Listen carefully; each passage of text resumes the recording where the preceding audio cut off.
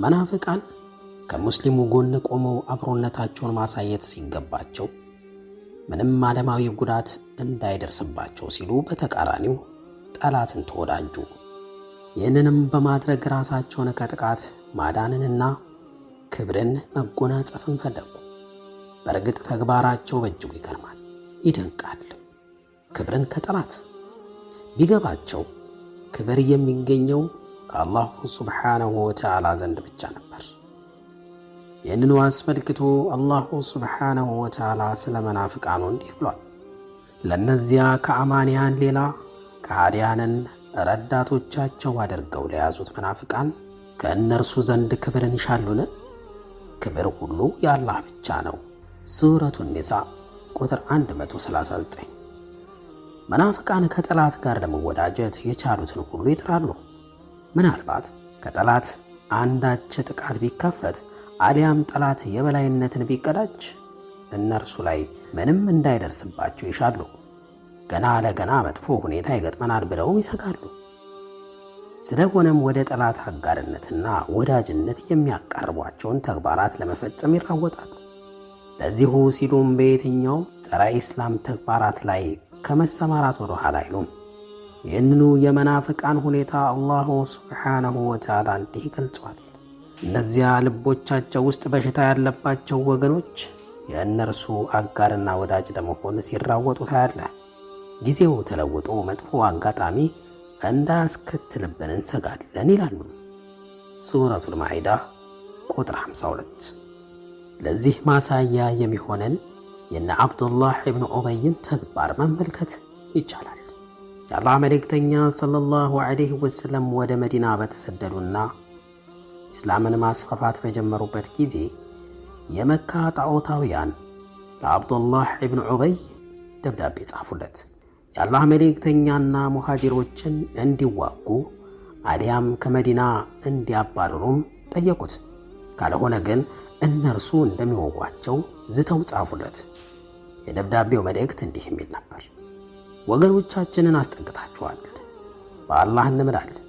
ሙሐመድን ፈጥናችሁ ተዋጉት ወይም ከአገር አባሩት። ካለበለዚያ ግን ሁላችሁንም ተባብረን በመዝመት ነዋሪዎቻችሁን እንገድላለን፣ ሴቶቻችሁን እንማርካለን።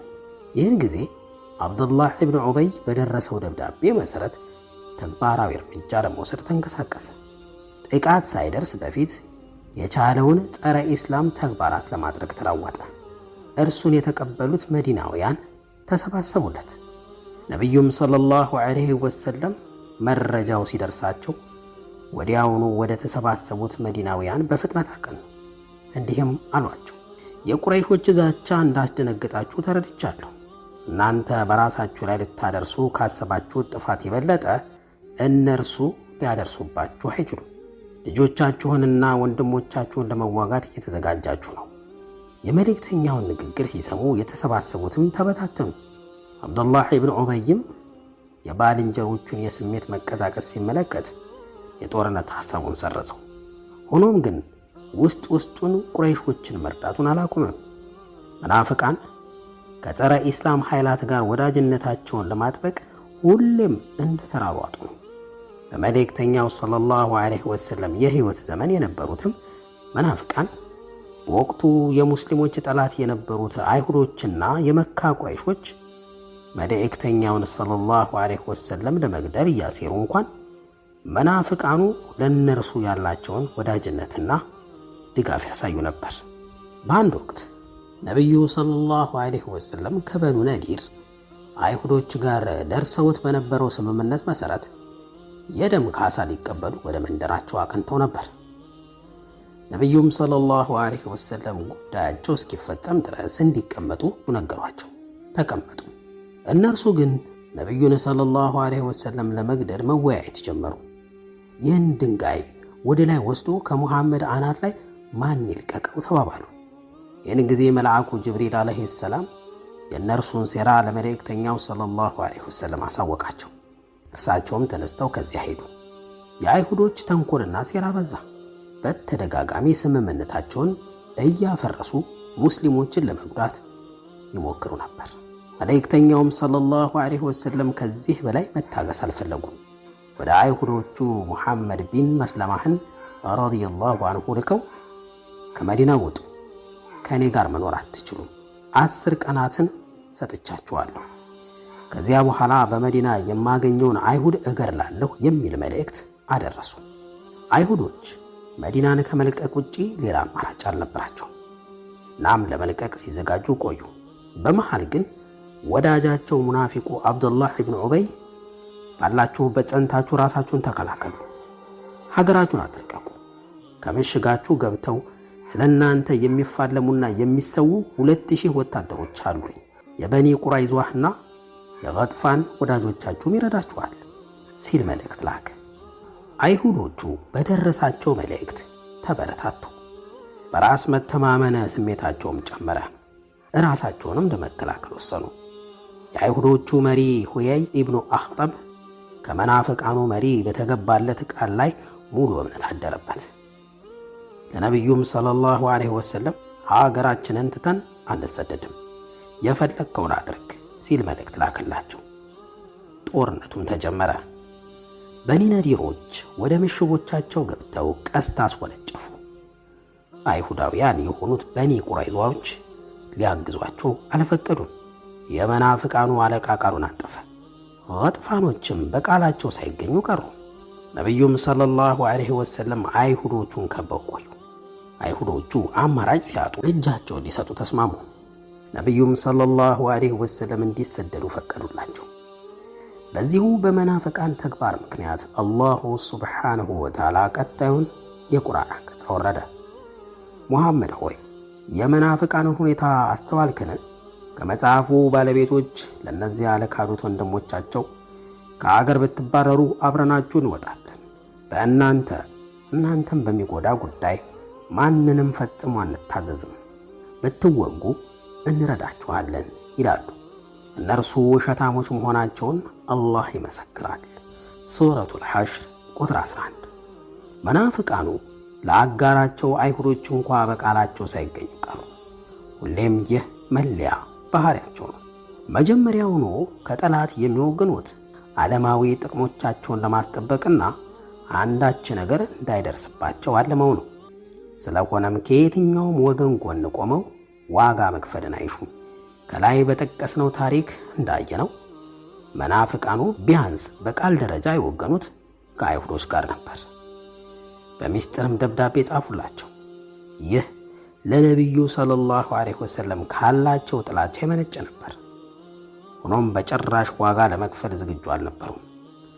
አይሁዶቹ ከመናፍቃኑ ምንም እገዛ ሳያገኙ ቀሩ። ናም መናፍቃን በቃላቸው የማይገኙ ውሸታሞች መሆናቸውን አስመሰከሩ።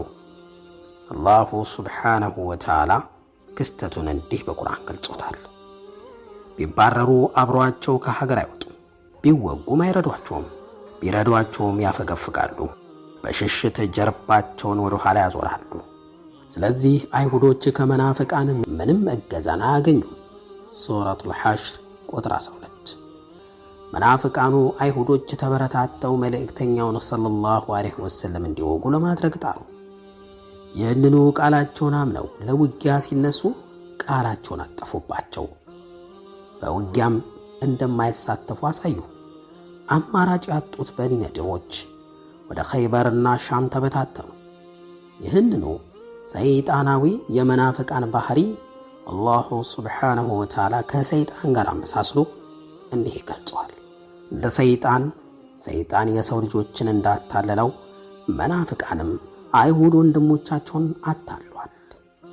ሰይጣን የሰው ልጅን በአላህ ካድ አለው። የካደ ጊዜ እኔ ካንተ የጠራሁ ነኝ፣ የዓለማት ጌታ የሆነውን አላህን እፈራለሁ አለው። ሱረቱል ሐሽር ቁጥር 16።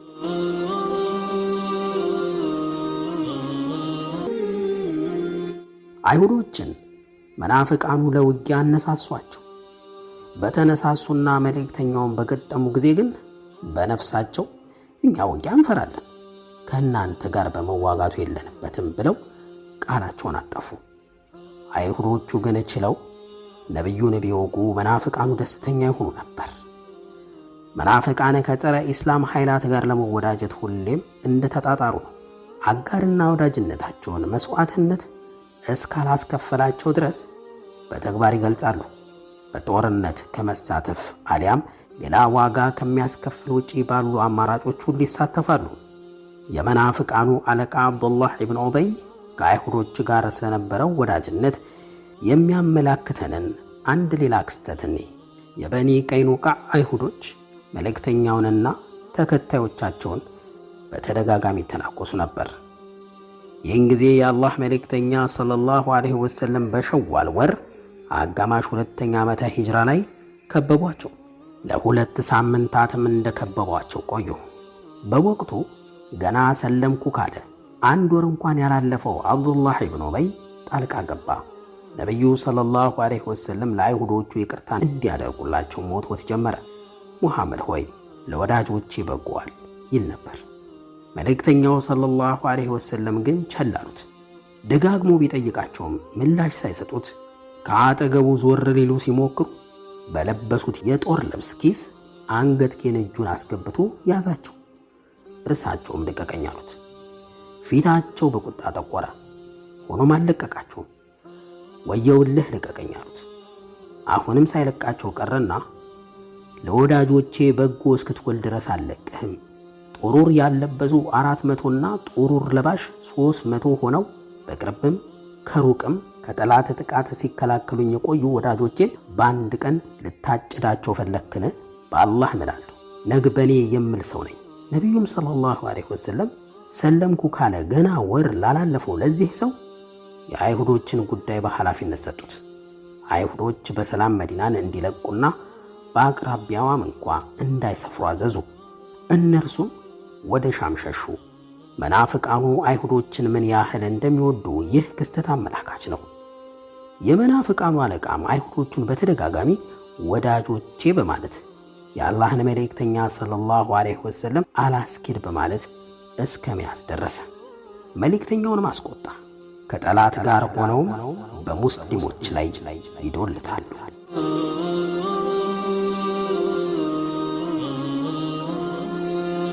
መናፍቃን በድብቅም ከሙስሊሞች ጠላት ጋር አብረው ይሰራሉ። በሙስሊሞች ላይ ለማሴርም ምስጢራዊ ውይይት ያደርጋሉ። በነቢዩ ሰለላሁ ዐለይሂ ወሰለም የህይወት ዘመን የነበሩት መናፍቃን በመዲና ከነበሩት አይሁዶች ጋር ሆነው ይዶልቱ ነበር።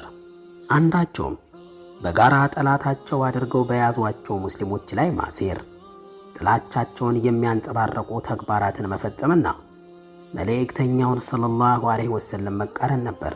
ከዚሁ አድራጎታቸው እንዲታቀቡ ቢነገራቸውም አልተቆጠቡም። ይህንኑ አላሁ ሱብሓነሁ ወተዓላ እንዲህ ይገልጸዋል። ሙሐመድ ሆይ የእነዚያ እኩይ ዓላማ ያለው ምስጢራዊ ውይይት እንዳያደርጉ የተከለከሉት ከዚያም እንዳይፈጽሙት ወደ ተከለከሉት ተግባር የሚመለሱትና በኃጢአትና በጥላቻ መልእክተኛውንም በመቃረን ምስጢራዊ ውይይት የሚያደርጉት ወገኖች ሁኔታ አያስገርምህምን? ሱረቱል ሙጃደላ ቁጥር 8። ስለዚህ ማንኛውም ሙስሊም ከጠላት ጋር ምንም አይነት የምስጢር ውይይት ሊያደርግ አይገባውም። ሙስሊሞችን በሚመለከት ከጠላት ከሌላ ወገን ጋር በድብቅ ውይይት የሚያደርግ ሁሉ አንቀጽ ውስጥ ሊካተት ይችላል። በመሆኑም መሰል ውይይቶችን ሙሉ በሙሉ ልንቃረናቸው፣ ልንርቃቸው ይገባል። አንዳንዶቹ ከአላህና መልእክተኛው ይልቅ ሰዎች የመሰረቱት ድርጅት በልጦባቸው በተግባሩ የተሳተፉ አሉ። የድርጅት ጉዳይ ነው፣ የድርጅቱ አቋም ነው እያሉ ራሳቸውን ያታልላሉ።